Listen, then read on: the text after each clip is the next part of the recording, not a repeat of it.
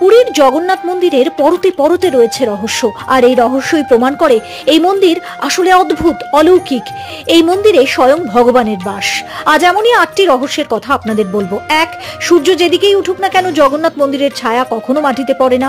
2, যতই ঝড় হোক বা বৃষ্টি জগন্নাথ মন্দিরের পতাকা প্রতিদিন পাল্টানো হয়। যদি একদিন এই মন্দিরের পতাকা পাল্টানো না হয় তাহলে 18 বছর মন্দিরের দরজা বন্ধ থাকবে। 3, এই মন্দিরে রয়েছে রত্নভাণ্ডার যা পাহারা দিচ্ছে অসংখ্য বিষধর সাপ। 4, এই মন্দিরের ওপর দিয়ে বিমান এমনকি কোনো পাখিও ওড়ে না। 5, এই মন্দিরের ভোগ প্রতিদিন একই পরিমাণ রান্না হয়। ভক্তের সংখ্যা 1 লক্ষ বা 2 লক্ষ হোক বা কখনো 2000, প্রসাদে টান কখনোই পড়ে না। 6, এখানকার মূল মন্দিরের চূড়ায় পতাকা সবসময় হাওয়ার বিপরীত দিকে ওড়ে। 7, মন্দিরের চূড়ায় একটি সুদর্শন চক্র আছে যাকে যেদিক থেকেই দেখুন না কেন মনে হবে আপনার দিকেই তাকিয়ে আছে। 8, এই মন্দিরের সামনেই সমুদ্র, কিন্তু মূল মন্দিরের সিংহদুয়ারের ভিতর প্রবেশ করলেই সমুদ্রের কোনো আওয়াজ আর পাওয়া যায় না।